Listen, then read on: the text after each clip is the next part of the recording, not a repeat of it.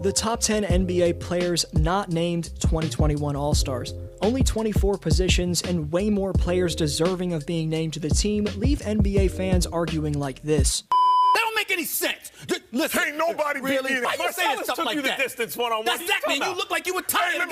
From OKC's Shai Gilgeous-Alexander to Toronto's Fred VanVleet, this video displays how deep the modern NBA's pool of talent really is by counting down the biggest all-star snubs this season. Number 10, Tobias Harris.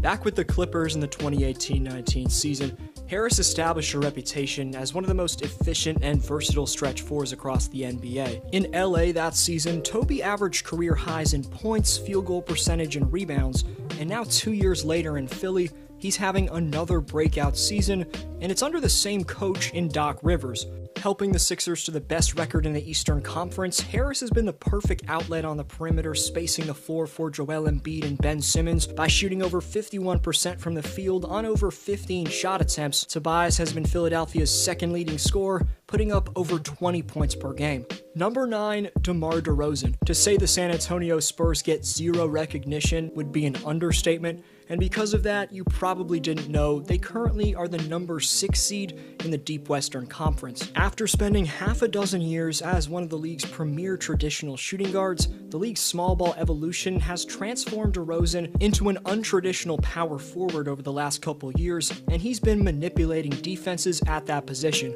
The now 31-year-old DeMar is taking three-pointers again and is averaging just under 20 points, 7 dimes, and 5 boards per game, shooting the ball more efficiently than ever. The 4-time All-Star and 2-time All-NBA player Debo's posting career highs in both free throw percentage and assists, and has led the Spurs to a surprisingly impressive first half of the season. Number 8, De'Aaron Fox.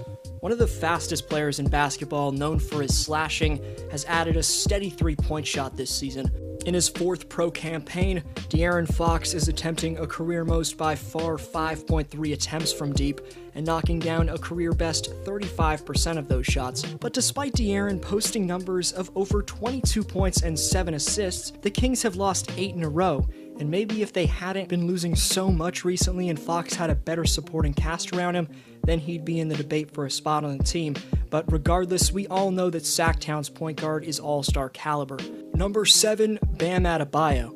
After Miami fell 7 games below 500 at one point, any chance of either Jimmy or Bam getting all-star recognition went out the window. But things are now turning around in South Beach, as the Heat have had 2 win streaks of 3 games since their brutal 7-14 start, and they're currently on a 4-game win streak.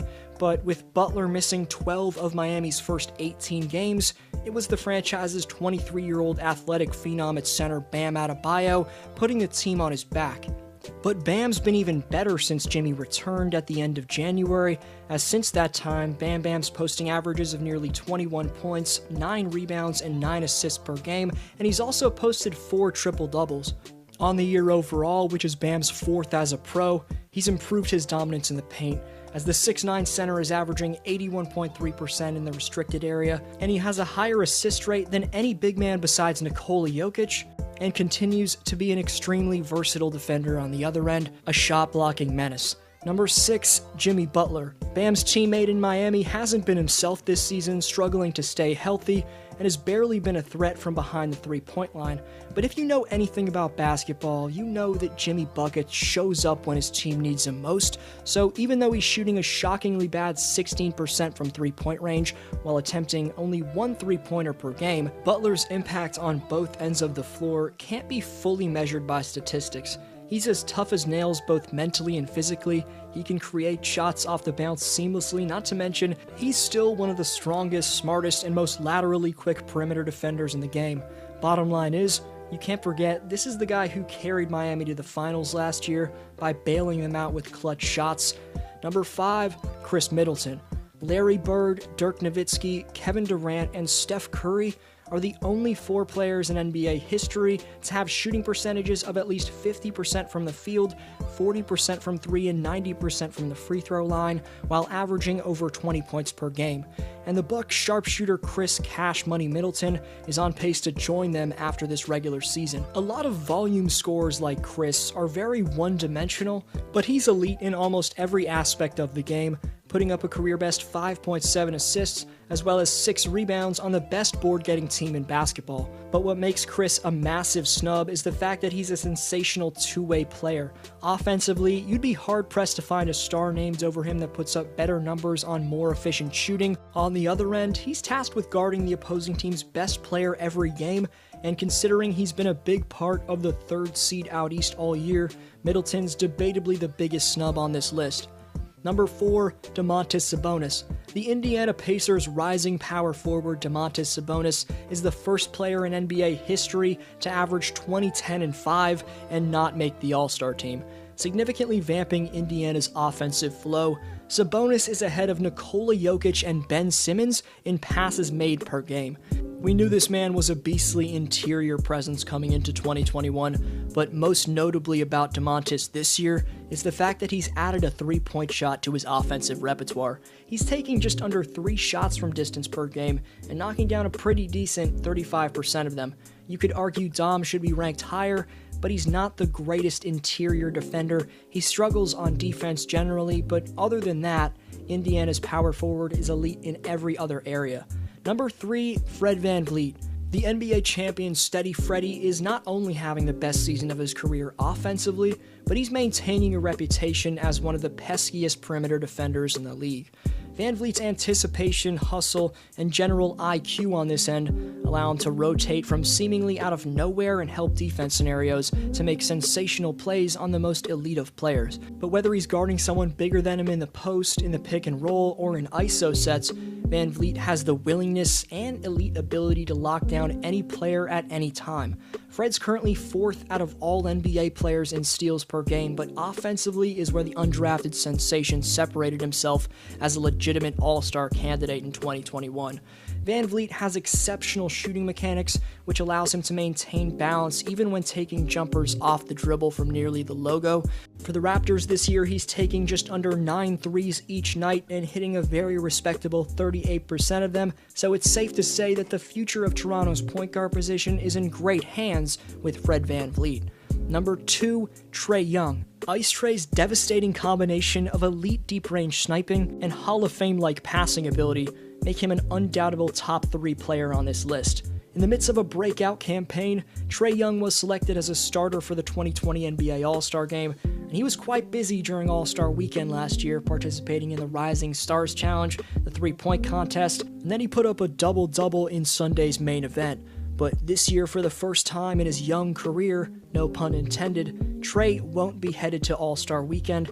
Given he's averaging 27 points and 10 assists on a very respectable shooting line of 43, 37, and 88, it's pretty damn insane that the former Oklahoma Sooner isn't making his second All-Star appearance. And considering Atlanta's competing for the playoffs for the first time in a while Trae's doing this, that also makes him an All-Star snub.